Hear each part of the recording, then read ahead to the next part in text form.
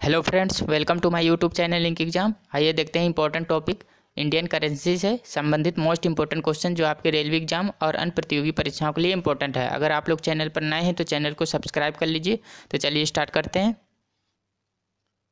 पहला क्वेश्चन है, 10 रुपये के नोट पर पीछे की तरफ किसकी आकृति छपी हुई है।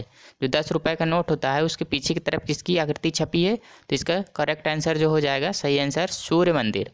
सूर्य मंदिर की आकृति छपी हुई है 10 रुपये के नोट पर। सूर्य मंदिर कहाँ पे स्थित है? ये कोणार्क उड़ीसा में स्थित है। जो 10 रुपये का नोट होता है उसकी जो चौड़ाई होती है वो 66 मिलीमीटर होती है, 66 मिलीमीटर। और लंबाई कितनी होती है? इसकी लंबाई होती है 123 मिलीमीटर। इसकी लंबाई होगी, चौड़ाई 66 मिलीमीटर और लंबाई 123 मिलीमीटर होती है। नेक्स्ट देखते हैं, 20 रुपये के नोट पर पीछे की तरफ किसकी आकृति छपी हुई है। 20 रुपये के नोट पे पीछे की तरफ एलोरा की गुफाओं की आकृति छपी है। ऑप्शन नंबर इसका 2 सही हो जाएगा। 20 रुपये के नोट पर एलोरा की गुफाएं की जो तस्वीर है वो अंकित है। ये कहाँ पे है? एलोरा गुफाएं औरंगाबाद महाराष्ट्र में स्थित है। और इसकी जो 20 रुपये की नोट की चौड़ाई होती है वो 63 मिलीमीटर इसकी चौड़ाई होती है। और लंबाई कितनी होती है? 129 मिलीमीटर इसकी लंबाई होती है। चौड़ाई जो होती है 63 मिलीमीटर और लंबाई होती है 129 मिलीमीटर। भारतीय रुपये से संबंधित कुछ जानकारी देख लेते के बाद इंपॉर्टेंट क्वेश्चन देखेंगे। भारतीय रुपया है भारत की राष्ट्रीय मुद्रा है। इसका बाजार नियामक और जारीकर्ता भारतीय रिजर्व बैंक है।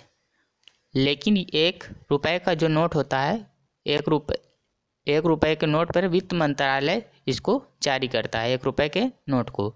इस नोट पर आरबीआई गवर्नर की जगह फाइनेंस सेक्रेटरी के सिग्नेचर होता है। वित्त सचिव का इसमें सिग्नेचर होता है, फाइनेंस सेक्रेटरी। जो नोटों पे भारतीय नोटों पे जो भाषाएं अंकित हैं कौन सी हैं? हिंदी और अंग्रेजी भाषा के अलावा नोटों पर दूसरे कुल 15 भाषाओं का इस्तेमाल है। इसमें हिंदी व अंग्रेजी भाषाओं के अलावा कुल 15 भाषा, यानी हिंदी और अंग्रेजी को जोड़ लिया जाए तो कुल 17 भाषाओं का प्रयोग हुआ है। 10, 20 और 50 रुपये के साथ दूसरे नोटों पर कश्मीरी, मलयालम, मराठी, उड़िया, नेपाली, पंजाबी, संस्कृत, तेलुगु, उर्दू, तमिल, कन्नड़, असमी, कोंकणी, मराठी, गुजराती, बंगाली भाषा का प्रयोग है इन नोटों पर। चलिए क्वेश्चन देखते हैं इंपॉर्टेंट। 500 रुपये के नोट पर पीछे की तरफ किसकी आकृति छपी हुई है? तो इसका करेक्ट आंसर हो जाएगा ऑप्शन नंबर फर्स्ट, लाल किले की। 500 रुपये का जो नोट होता है उसके पीछे की तरफ जो आकृति अंकित है वो लाल किले की अंकित है। 500 रुपये का जो नोट होता है उसकी जो चौड़ाई होती है वो 66 मिलीमीटर होती है इसकी चौड़ाई। और इसकी जो लंबाई होगी वो 150 मिलीमीटर होती है। 500 रुपये के नोट की चौड़ाई होती है 66 मिलीमीटर और लंबाई होती है 150 मिलीमीटर। नेक्स्ट क्वेश्चन देखते हैं। 2000 रुपये के नोट पर पीछे की तरफ किसकी आकृति छपी हुई है? इसका सही आंसर क्या हो जाएगा? Option number first, Mangalyaan. जो 2000 का नोट है उसके पीछे की तरफ मंगलयान की आकृति छपी हुई है। और इस नोट की जो चौड़ाई होती है 2000 रुपये की, तो ये 66 मिलीमीटर इसकी चौड़ाई होती है। और लंबाई कितनी होगी? लंबाई इसकी होती है 166 मिलीमीटर। चौड़ाई हो जाएगी 2000 रुपये की नोट की 66 मिलीमीटर और जो लंबाई होती है 166 मिलीमीटर होती है। नेक्स्ट क्वेश्चन देखते हैं। 50 रुपये के नोट के पीछे की तरफ किसकी आकृति छपी हुई है? 50 रुपये के नोट की तरफ किसकी आकृति छपी हुई है पीछे की तरफ? इसका सही आंसर क्या हो जाएगा? Option number 3, Hampi. हम्पी का इसमें चित्र अंकित है 50 रुपये के नोट में। हम्पी कहाँ पे स्थित है? हम्पी जो है विजयनगर साम्राज्य की राजधानी थी।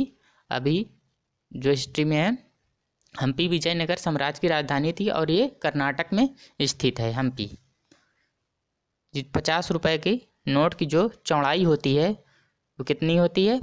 66 मिलीमीटर इसकी चौड़ाई होगी और लंबाई होती है 135 मिलीमीटर इसकी लंबाई होती है।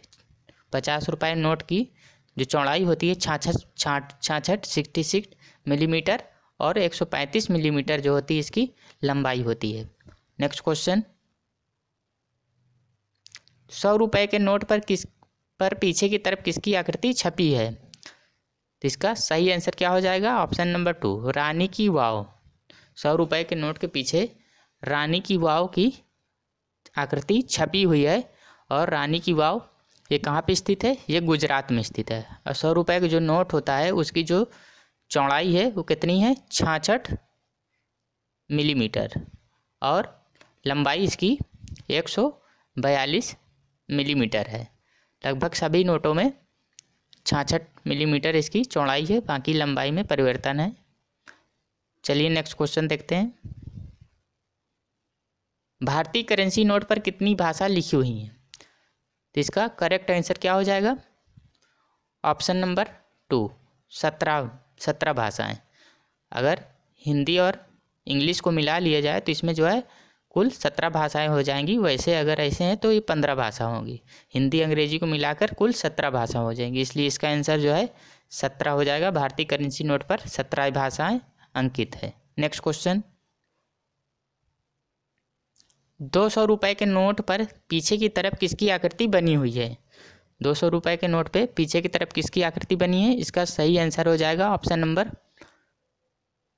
2, सांची का स्तूप। 200 रुपये के नोट पर पीछे की तरफ सांची का स्तूप बना हुआ है और इस 200 रुपये की नोट का जो चौड़ाई होती है वो कितनी होती है? 200 रुपये की 66 मिलीमीटर इसकी चौड़ाई होती है और लंबाई होगी इसकी 146 मिलीमीटर इसकी लंबाई हो जाएगी। 66 मिलीमीटर जो होती है चौड़ाई होती है 200 रुपये की नोट की और इसकी लंबाई होती है 146 मिलीमीटर। और ये जो सांची के स्तूप है वो कहाँ पे है? ये भोपाल की राजधानी मध्य प्रदेश, सांची जो है सांची भोपाल में मध्य प्रदेश राज्य के रायसेन जिले में स्थित है। कहाँ पे स्थित है? रायसेन जिले में स्थित है, भोपाल में मध्य प्रदेश में सांची का स्तूप। नेक्स्ट क्वेश्चन, मुद्रा आपूर्ति किसके द्वारा नियंत्रित की जाती है? इसका सही आंसर हो जाएगा ऑप्शन नंबर 2, भारतीय रिजर्व बैंक RBI के द्वारा जो है मुद्रा आपूर्ति इसके द्वारा की जाती है। किसके द्वारा? RBI के द्वारा। RBI का फुल फॉर्म होता है रिजर्व बैंक ऑफ इंडिया, भारतीय रिजर्व बैंक। इसके अभी प्रमुख कौन है? शक्तिकांत दास। और ये कौन से गवर्नर हैं? ये 25वें नंबर के गवर्नर हैं शक्तिकांत दास। और इसका मुख्यालय कहाँ है? मुंबई में है। इसकी स्थापना हुई थी 1 अप्रैल 1935 को, 1 अप्रैल 1935 को इसकी स्थापना हुई थी RBI की। इसका मुख्यालय मुंबई में है और गवर्नर वर्तमान में शक्तिकांत दास हैं, 25वें हैं। नेक्स्ट क्वेश्चन, भारत में नेशनल एक्सचेंज का मुख्यालय कहाँ पर स्थित है? भारत में नेशनल स्टॉक एक्सचेंज का मुख्यालय कहाँ पर स्थित है? तो इसका सही आंसर क्या हो जाएगा? ऑप्शन नंबर 3, मुंबई में स्थित है भारत में नेशनल स्टॉक एक्सचेंज का मुख्यालय। नेक्स्ट क्वेश्चन, भारत में पहली बार बैंकों का राष्ट्रीयकरण कब हुआ था? तो इसका सही आंसर हो जाएगा ऑप्शन नंबर 2, 1969 को, 1969 को भारत में पहली बार बैंकों का राष्ट्रीयकरण हुआ था। और कितने बैंकों को हुआ था? 14 बैंकों का राष्ट्रीयकरण हुआ था। 19 जुलाई 1969 को हुआ था 14 बैंकों का राष्ट्रीयकरण। ये ऑप्शन नंबर इसका 2 सही हो जाएगा। नेक्स्ट क्वेश्चन, वर्तमान में भारतीय रिजर्व बैंक के गवर्नर कौन है?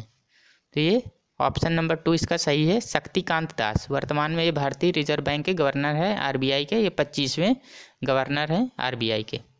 नेक्स्ट क्वेश्चन, वर्तमान में भारतीय स्टेट बैंक के अध्यक्ष कौन है?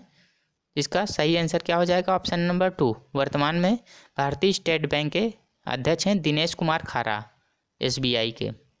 और SBI का जो मुख्यालय है ये भी मुंबई में है और इसकी स्थापना 1 जुलाई 1955 को की गई थी। इंपीरियल बैंक का नाम बदलकर SBI कर दिया गया था। 1 जुलाई 1955 को की गई थी इसकी स्थापना SBI की, भारतीय स्टेट बैंक की। तो दिनेश कुमार खारा इसके वर्तमान अध्यक्ष हैं। नेक्स्ट क्वेश्चन, वर्तमान में पंजाब नेशनल बैंक के प्रमुख कौन हैं?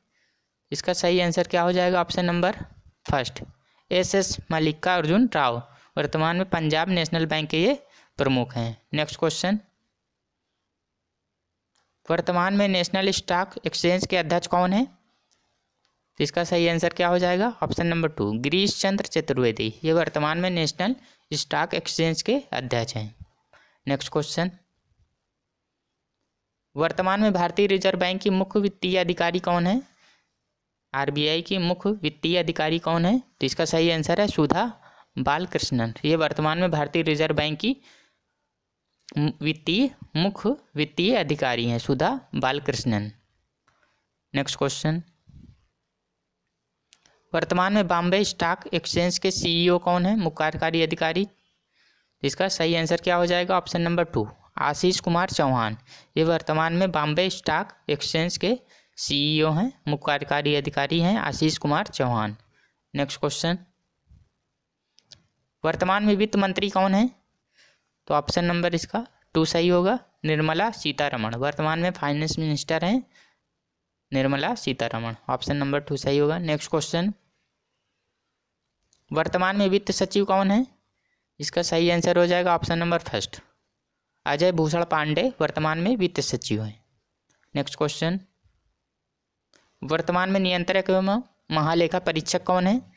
इसका सही आंसर क्या हो जाएगा? ऑप्शन नंबर 2 गिरीश चंद्र मुर्मू, ये वर्तमान में नियंत्रक एवं महालेखा परीक्षक हैं और ये कौन से नंबर के हैं? ये 14वें नंबर के नियंत्रक एवं महालेखा परीक्षक हैं गिरीश चंद्र मुर्मू।